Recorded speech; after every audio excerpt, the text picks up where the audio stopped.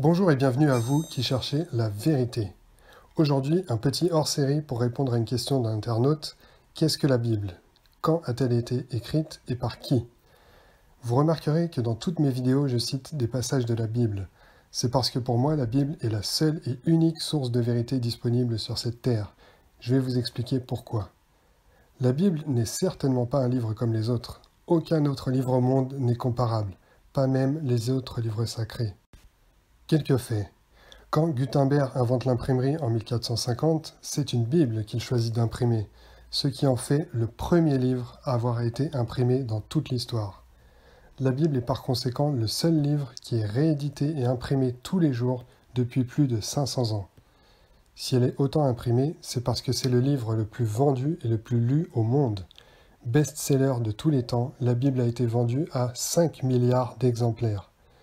Par comparaison, les autres livres les plus vendus au monde sont Don Quichotte avec 500 millions d'exemplaires, le livre rouge de Mao Tse-tung 1 milliard d'exemplaires et le Coran 3 milliards.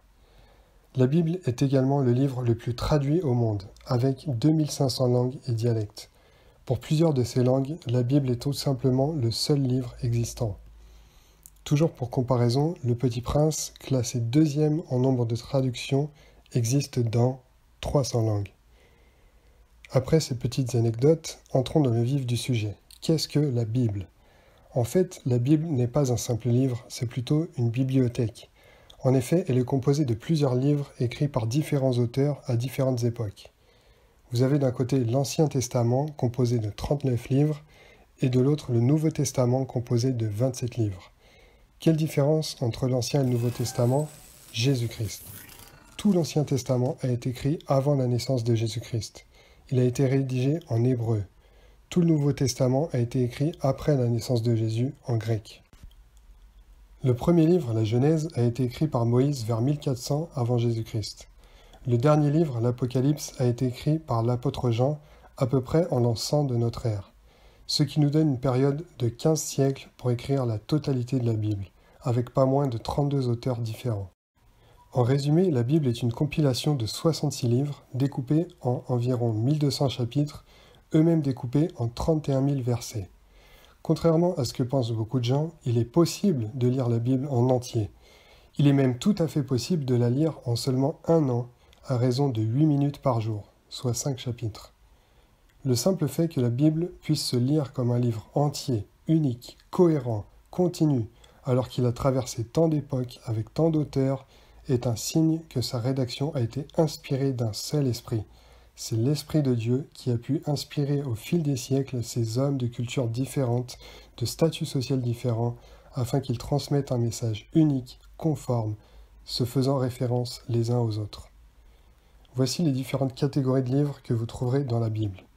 Des livres historiques, des livres de loi, des livres prophétiques, des livres de poésie, des livres de sagesse, les évangiles qui racontent la vie de Jésus, les actes qui racontent la naissance de l'Église, les épîtres qui sont des lettres envoyées aux églises pour expliquer la doctrine.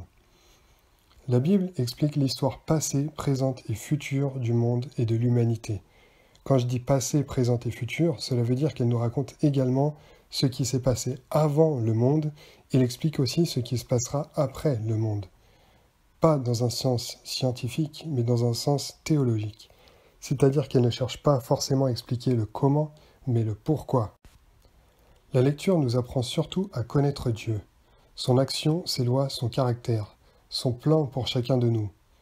Pour entrer plus en détail, nous avons dans l'ordre Genèse, qui raconte la création du monde avec Adam et Ève, puis l'histoire des premiers hommes jusqu'au déluge avec Noé.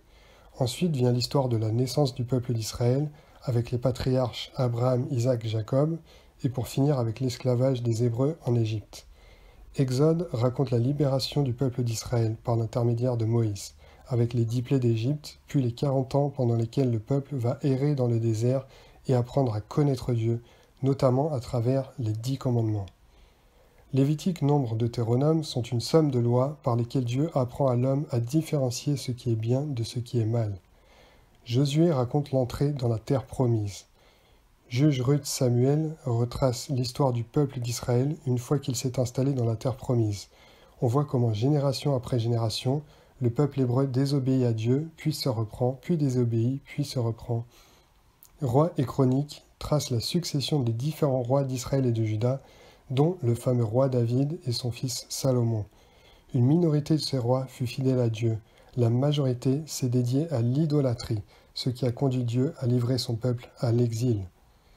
Esdras et Néhémie sont des prophètes qui ont fait revenir le peuple à Dieu. En conséquence de la repentance de son peuple, Dieu lui a permis de retrouver la terre promise et la liberté. Esther est l'histoire d'une jeune fille juive qui devint reine de l'Empire perse.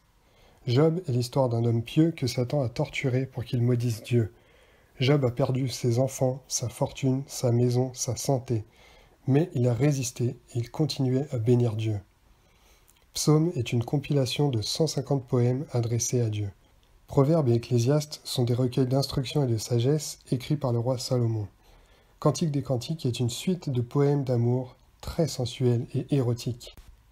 Ensuite viennent des livres prophétiques où Dieu annonce à l'avance ce qui va arriver, d'abord à son peuple, puis à l'humanité entière. Ce sont Ésaïe, Jérémie, Lamentation, Ézéchiel, Daniel, Osée, Joël, Amos, Abdias, Jonas, Michée, Nahum, Habakkuk, Sophonie, Agé, Zacharie, Malachi. Certains ont annoncé des événements qui concernaient leur génération, d'autres ont annoncé des événements qui se sont déroulés des centaines d'années plus tard, exactement dans les termes prophétisés. D'autres ont annoncé des événements qui sont en train de se produire aujourd'hui. D'autres encore ont annoncé des événements qui vont se produire dans plusieurs dizaines d'années. Après tout cela, il y a eu une période de 400 ans où Dieu n'a plus parlé à son peuple. Puis est arrivé Jésus.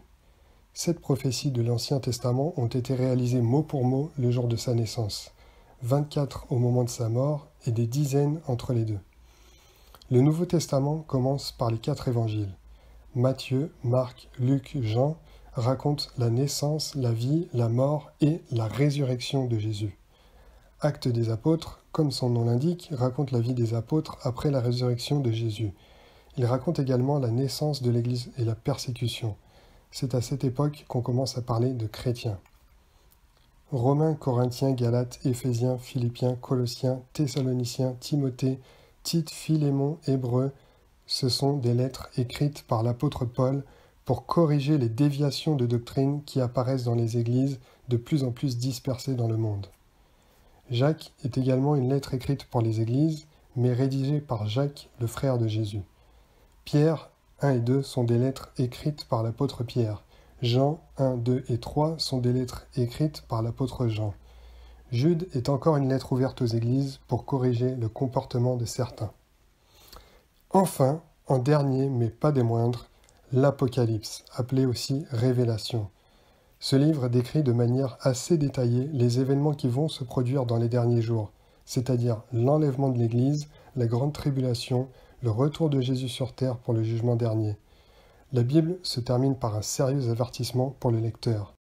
Si quelqu'un y ajoute quelque chose, Dieu le frappera des fléaux décrits dans ce livre.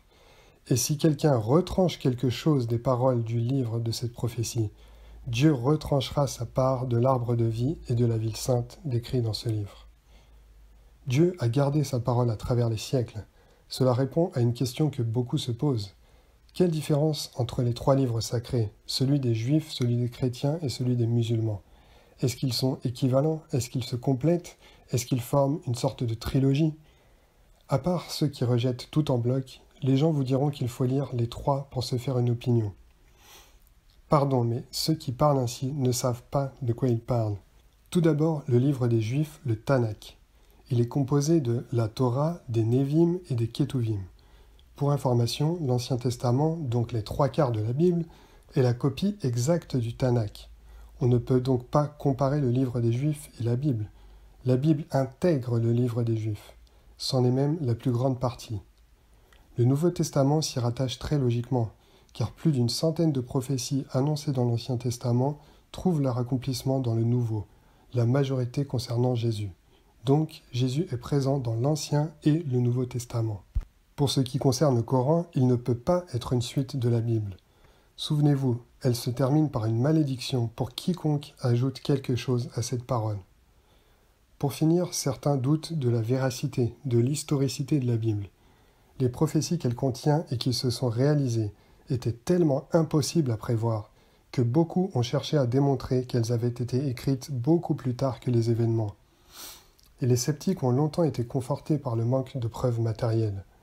Mais dans les années 50, dans la région de Qumran en Cisjordanie, sur les bords de la mer Morte, les archéologues ont découvert près de 1000 manuscrits sur papyrus, sur lesquels on retrouva la quasi-totalité de l'Ancien Testament.